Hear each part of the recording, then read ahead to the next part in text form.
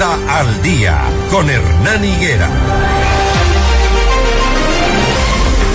Las 6 de la mañana, 22 minutos, 6:22. El asesinato de 11 militares ecuatorianos durante un operativo contra la minería ilegal en la Amazonía es un reflejo de la magnitud de la crisis de seguridad que enfrenta el país. Así lo expuso Juan Carlos Díaz Granados en su más reciente columna en Diario Expreso. Y claro, es evidente que a raíz de esto parecería que el país o que las autoridades como que quieren reaccionar, como que no se atreven, saben que tienen un monstruo de 1000 cabezas en el tema de la minería ilegal, que dicho sea de paso, hoy supuestamente, según anunció el ministro de Gobierno, el ministro del Interior, que van a ser operativos a partir de hoy, porque supuestamente se les acabó el plazo a los cómplices, a las cómplices autoridades de los gobiernos seccionales. Eso dijo el ministro. Veamos si lo cumple y qué pasa. Pero, Juan Carlos Díaz Granados, muy buenos días. ¿Cómo llegamos a este punto? ¿Cómo es que nos damos cuenta recién cuando ya al país casi lo han saqueado? ¿Cómo llegamos a esta situación y qué se debe hacer para que el gobierno y la asamblea puedan recuperar la paz y la justicia cuando tenemos focos de minería ilegal, de presencia de grupos armados atacando al Estado ecuatoriano y a la población? Buenos días, Juan Carlos. Buenos días, Hernán. Muchas gracias por la invitación. Un saludo a usted y a toda su audiencia, a su equipo de trabajo también. Esto, como también decía el artículo, se remonta al año 2007. Desde esa época se vienen tomando decisiones que hoy vemos las consecuencias, por ejemplo, la eliminación de la base de Manta para evitar el control del espacio aéreo, la concesión de ciudadanía universal sin filtros, es decir, sin revisar los antecedentes penales de las personas que ingresaban a nuestro país, la eliminación de requisitos para migrar al Ecuador sin que tampoco se revisen los antecedentes penales, desarmar a la población para evitar la legítima defensa, la desmantelamiento de los sistemas de inteligencia y de control institucional para que no se pueda hacer seguimiento de esta delincuencia organizada que estaba llegando desde todo el mundo al Ecuador. Entonces son las causas y lo primero que tenemos que hacer es tomar conciencia de que todo eso ha ocurrido para poder solucionarlo, es decir, reversar esas situaciones, no al pasado, pero sí controlarlas desde el ámbito legislativo y de las autoridades para poder regresar a un país que lo gobierna los poderes del Estado. Y dentro de esos poderes del Estado también regresar a los tres poderes clásicos, es decir, la función de transparencia nos ha llenado de personal administrativo y de autoridades, pero no ha dado los frutos que se esperaban.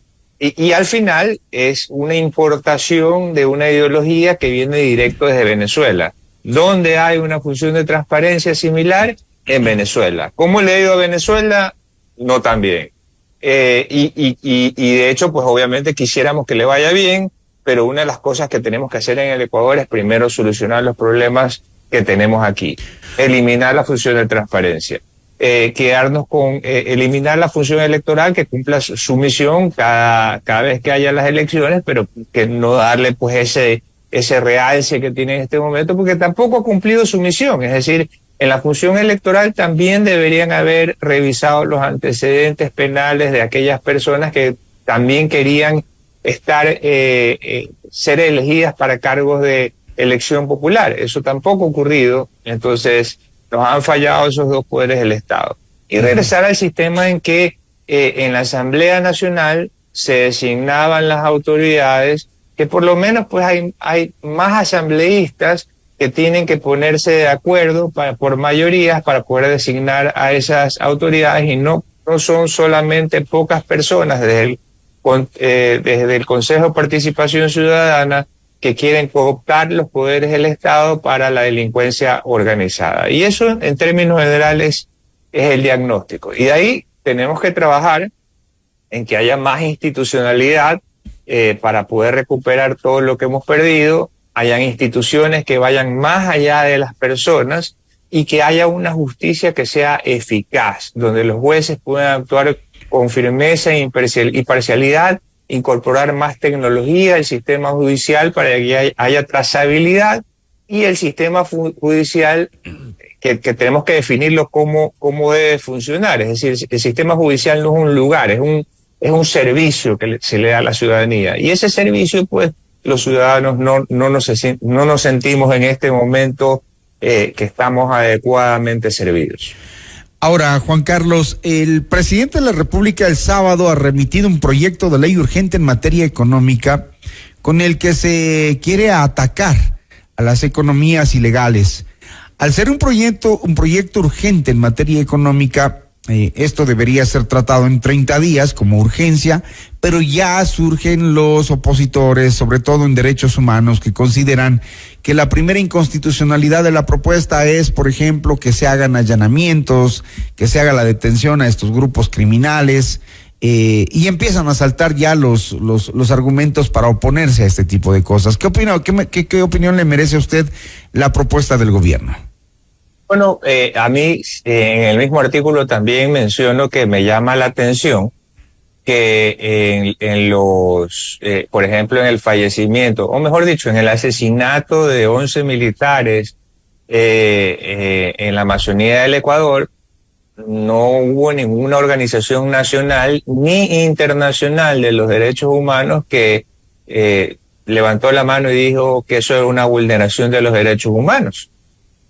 Entonces, es decir, yo no veo que haya equidad en el tratamiento hacia los seres humanos en términos generales.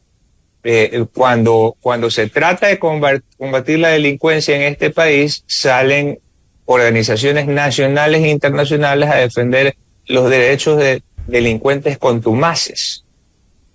Entonces, tenemos que tomar, viendo esta forma de operar, porque yo no estoy en contra de los derechos humanos, porque me parece que es un contrapeso debido que debemos de tener para que tampoco existan abusos. Eso está muy bien, pero sí notamos que los derechos humanos de alguna manera están obrando en función de favorecer a una cierta ideología y más en concreto a ideologías que se fundamentan su economía en la delincuencia organizada. O por lo menos eso pareciera, pero yo en el artículo reto con mucho respeto a que, es decir, ya que no han dicho nada hasta este momento, que por favor digan algo en relación a esos 11 asesinados que dejan pues en vida a muchas a 11 familias que dependen de ellos. Ahí no dicen nada. En cambio acá, inmediatamente para oponerse al control de la delincuencia organizada, como usted bien dice, se oponen a los allanamientos. Es decir, que es una herramienta judicial que se usa en todos los países del mundo. ¿Por qué aquí, si uno presume que hay un delincuente adentro, es decir, no se puede allanar el lugar? Y yo siempre recuerdo cómo cuando eliminan a Raúl Reyes en territorio ecuatoriano, los colombianos, como un presidente de la República y su ministro salieron a llorar como pues que si hubieran como que si hubiera perdido un familiar cercano. Claro. Sí, exacto, o un amigo íntimo. Es decir, yo no sé, pero yo lo comparo que si hay alguien, si la autoridad viene persiguiendo a un delincuente y elimina a ese delincuente en el jardín de mi casa, bueno, sí es mi propiedad, pero me siento un poco aliviado de que ya haya una persona menos, que además pues era contumaz, que venía huyendo de la autoridad, que no respeta evidentemente la autoridad, y que todos vamos a vivir en una sociedad un poco mejor. Entonces, es decir, no perdamos el rumbo aquí. Es decir, todos tenemos que respetar las reglas. El presidente Noboa, Juan Carlos, permítame hacerle una pregunta. El presidente Noboa, en la exposición de motivos del proyecto de ley que envía a la Asamblea, dice que la situación del Ecuador es delicada, que atraviesa por una situación bastante preocupante que exige una respuesta estatal integral y contundente, donde la disminución de la economía de estos grupos criminales exige un fuerte y crucial esfuerzo para debilitar y desmantelar las estructuras. El correísmo dice que el proyecto incluye medidas que generan serias dudas sobre su constitucionalidad y sobre todo la propuesta de allanamiento sin orden judicial es especialmente alarmante. Las dos posiciones en la Asamblea. ¿Qué le beneficia al país? ¿Quedarnos quietos, no hacer nada o atacarlas? Hay que decirle a aquellas personas que les han matado familiares, estas bandas de delincuencia organizada, para ver qué opinan sobre la posición de esa bancada correísta. Porque al final todos deberíamos estar en favor de que haya un control de la delincuencia organizada, y la delincuencia organizada se combate no solamente con represión, sino también dificultándole hacer negocios en el país. Es decir, cómo se mueven estas bandas, se mueven internacionales realmente, porque nosotros nada más vemos pues la punta del iceberg, pero que son personas ya de menor rango dentro de la estructura criminal internacional. Pero todas estas bandas se mueven con una economía que está basada en el tráfico de drogas, que está basada en el lavado de dinero, que está basada en todo esto, en la corrupción, en cooptar el Estado para fines propios, para que se le siga dejando que exista minería ilegal, por ejemplo, que es otra forma de lavar dinero y además de ganar dinero. Entonces, estos proyectos van de la mano con ese objetivo de dificultarles a estas bandas organizadas el que tengan un flujo económico para seguir operando y que se vayan a operar a otro lugar.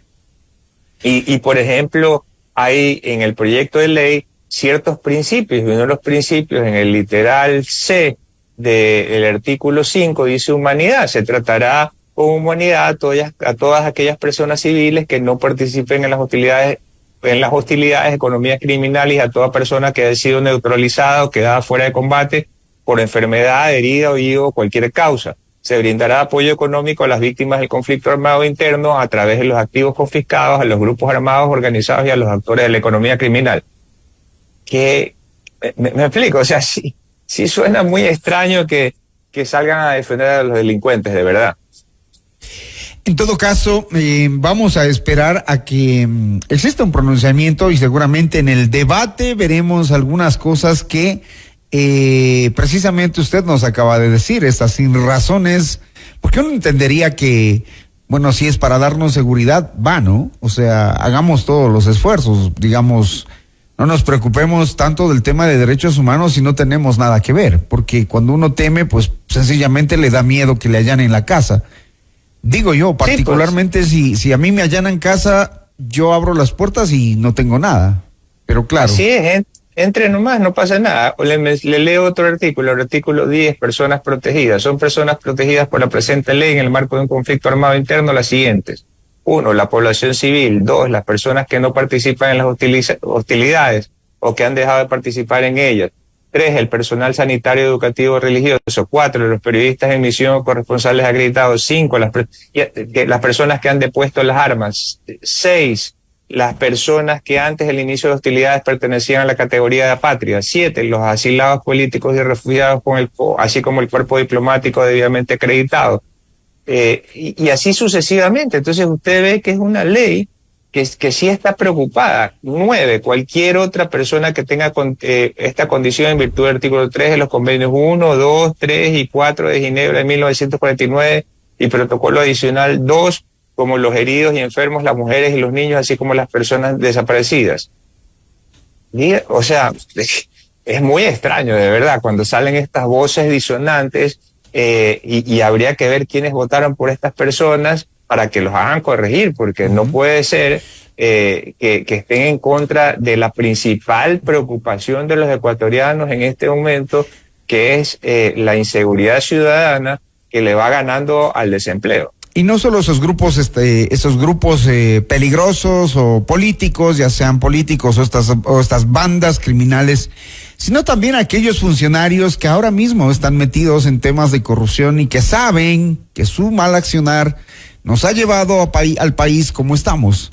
Aquellos que regalan el combustible, aquellos que permiten el paso, por ejemplo, de esas grandes máquinas hacia zonas recónditas de la Amazonía, aquellos que haciéndose los locos, haciéndose con la mirada hacia un lado, permiten tanto delito que nos está haciendo daño como país. Esa gente sí debería estar realmente preocupada, pero quienes no, los ciudadanos de bien, pues que venga todo lo que venga, tiene que ser para limpiar este país, en Fuerzas Armadas, en Policía Nacional, en diferentes entidades encargadas del control, la UAFE, la Fiscalía, donde poco o nada se ha visto en estos temas que hoy nos tienen bastante preocupados. Ya masacraron a 11 y tienen muchísimo oro por recuperar. Esperarán que sea todo el país el que tenga que estar sufriendo, como en algún momento lo hizo Colombia. Juan Carlos, muchísimas gracias por su opinión, por su criterio, por compartirnos su nota editorial, que la hemos leído y pues que nos parece, digamos, con un argumento sólido para que el país lea y entienda qué es lo que está pasando en el Ecuador. Muy gentil. Juan Carlos Díaz Granados. Muchas gracias, Hernán. Que tenga un gran lunes usted y su audiencia. Gracias, columnista del Diario Expreso, haciéndonos mirar y entender cómo está la situación en el país. 6:38 minutos, esto es Notimundo al día.